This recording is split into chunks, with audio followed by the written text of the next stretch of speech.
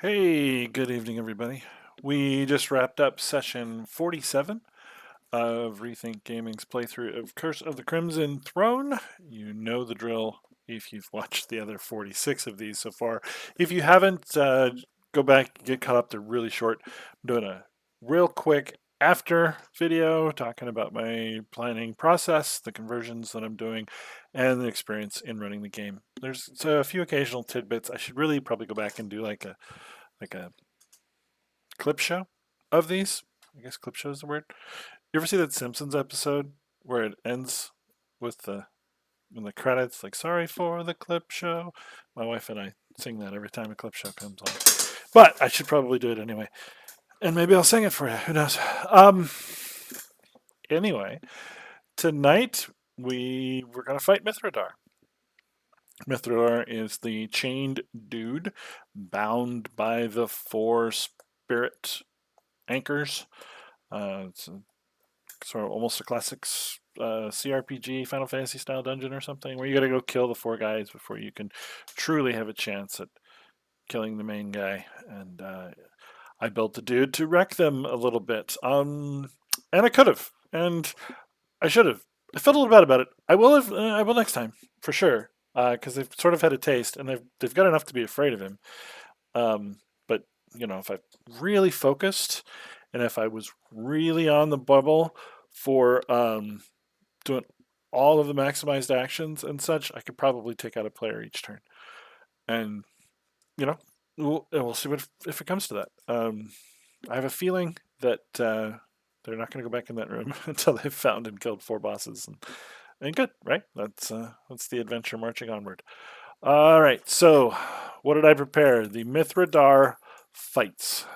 For conversion, I used the Demogorgon, and I nerfed him 4 times for the stages. So basically, Demogorgon with a little bit of buff, 4 attacks instead of 3.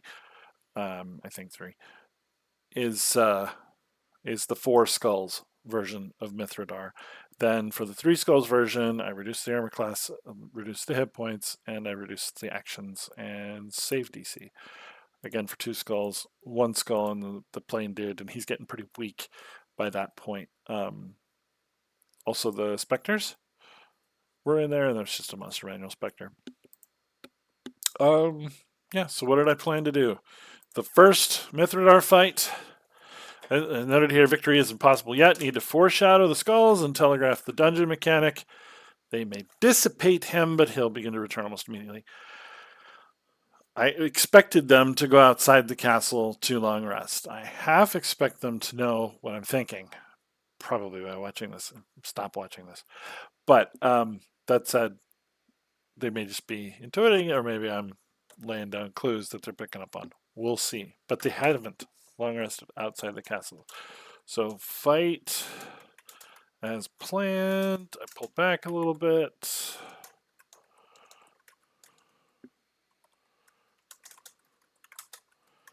I may have just overtuned the monster just a touch.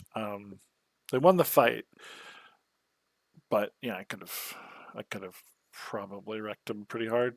I don't know. I'm of two minds on it, right? So I absolutely could have, and could have given them a more stringent combat experience. We've never really had that before, partially due to system, partially due to style, and we still have some folks with partial attention. They're stepping away. We've got small kids, multitasking, all that sort of thing. I think if I came like full force and was like, how do I do the optimal rotation for this monster? I don't, if they're not paying attention and fully engaged and ready for that, I don't think that would be a good play experience for anybody. However, if it happens next time they fight him, it's telegraphed some of what he can do, so the rest of it will be, yeah, more expected. It should be a little more fair, I guess. I'm not trying to sucker punch them by bringing in a monster that's way above their weight class, and then running it to its full tilt, if that makes sense. So, um, they did not rest, but sought the 4 mini bosses instead. yeah, so they're hurt and they're low on spells, and probably we may have some people overspending. Um, Lori's out. I almost overspent on her. I'm having to upcast her heals because all of our other slots are pretty well gone. Um, Even though I'm not directly counting. So my suspicion is we got some folks that need to regenerate. And yeah, as mentioned, they're going to have nightmares if they try to sleep in the castle at all. They're not going to be able to get any kind of rest. Any kind of rest. So yeah, they'll have to leave. They've got a flying carpet and things, so it's like not even necessarily difficult, but it's a mechanic. It's a thing. I have to present it to them if and whenever they try to rest. So there you have it. Um, yeah, that's pretty much all my thoughts for this one. For next time, I gotta prepare the 4 boss fights at least. There's a couple of NPC encounters that they could be doing as well, depending, excuse me, on which doors they open. Um, we'll see. Yeah, that's it. Thanks for going along for the ride so far, and I hope you come back next week. As always, if you need help, let me know. I'll be happy to help anybody out who's in this strange, similar experience to me. We are well over halfway, I think, through chapter 5, or approaching it anyway. They mentioned levels. I looked at the list. Well, I'll level them to 14 after they kill the first of the 4, and then we'll go to 15 when they kill the third, probably, and then 16 at the start of the next chapter, something like that. So getting there. Couple more levels left. Anyway, like I said, you know how to reach me if you need me.